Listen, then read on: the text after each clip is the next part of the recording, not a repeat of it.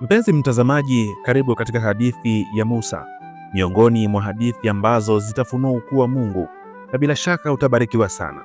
Nikukumbusha kusubscribe kama hujafanya hivyo, ili uwe wa kwanza kupata video pindi tunapoiweka hewani. Karibu tubarikiwe sote. Hadithi ya Musa ina uhusiano mkubwa na hadithi ya Yusufu. Baada ya Yusufu kuwa waziri wa nchi ya Misri, ndugu zake na baba yake ambaye ni Yakobo walihamia Misri na kukaa kwa muda mrefu hadi Yakobo alipokufa na baadaye Yusufu, na baada ya kupita muda mrefu akainuka mfalme mpya kutawala Misri asiyemjua Yusufu wala mema aliyowatendea watu wale wa Misri. Mfalme yule mpya akawaambia watu wake, angalieni watu hawa kuwa ni wengi, tena wana nguvu kuliko sisi. Tuwatendee kwa akili, wasije wakaongezeka ikatokea vita wakaungana na adui zetu na kupigana na sisi ili kutuondoa katika nchi hii. Basi wakaweka wasimamizi, na kuanzia hapo wana wa Israeli wakaanza kufanyishwa kazi, kuteswa, kubeba mizigo na kufanya kazi za mashambani na shughuli nyingine ngumu zilizowafanya wapitia maumivu makali. Lakini kwa kadri walivyowatesa ndivyo walivyozidi kuongezeka na kuzidi kuenea. Jambo hili lilimkera sana Farao, ambaye sasa akaamua kutumia njia nyingine kuwafanya wana wa Israeli wasizaliane. Akawaita wazalishaji wawili waliokuwa wakifanya kazi ya kuwazalisha wanawake wa Kiebrania. Aliwaita akawaambia, wakati mnapomzalisha mwanamke wa Kiebrania, ikiwa watazaa watoto wa kiume basi waueni, lakini kama ni watoto wa kike muwaache waishi. Lakini wale wazalishaji walikuwa wakimcha Mungu, hawakufanya kama walivyoagizwa na Farao. Badala ya kuwaua, waliwatendea mema na kuwahifadhi vizuri. Mfalme wa Misri akapata taarifa kuwa hakuna mtoto yoyote wa kiume aliyeuawa. Alikasirika na akawaita wale wazalishaji na kuwauliza, ni kwa nini hamkufanya jambo nililoagiza kulifanya, kuwaua watoto wa kiume wa Kiebrania?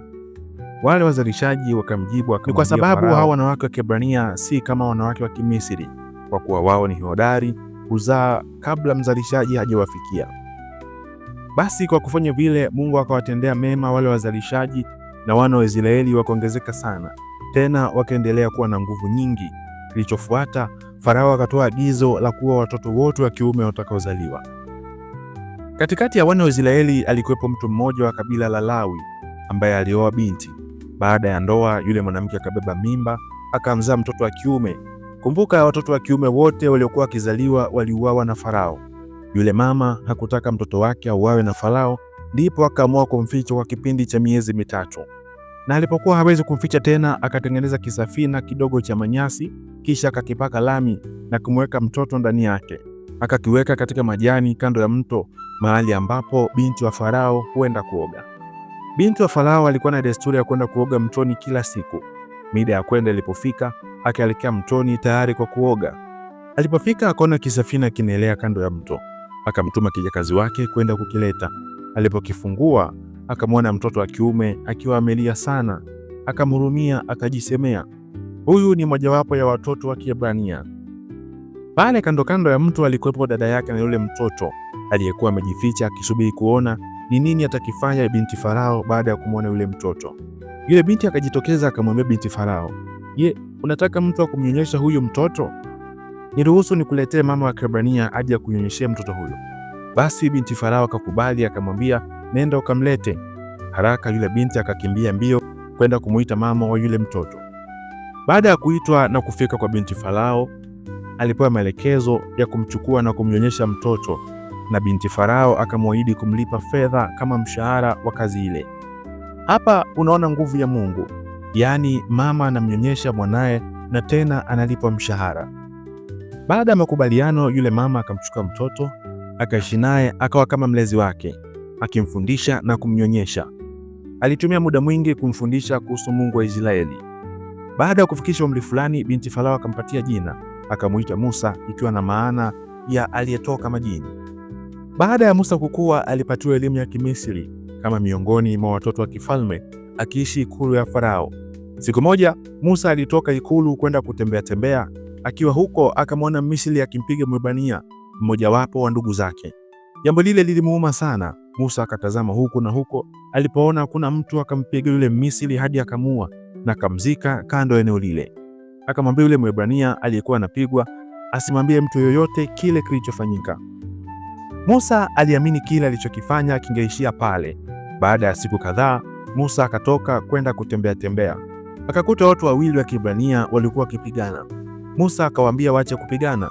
Ndipo mmoja kati ya wale waliokuwa wanapigana akamjibu akamwambia, ni nani aliyekuweka kuwa mwamuzi juu yetu? Je, unataka kuniua kama ulivyomuua yule Misri? Taarifa ile ilimshtua sana Musa, akaogopa na kutambua kuwa jambo lile limejulikana. Taarifa zilifika kwa Farao. Alichukizwa sana na kitendo cha Musa kumuua Misri, akataka kumuua, lakini Musa akakimbia akaenda katika nchi ya Midian.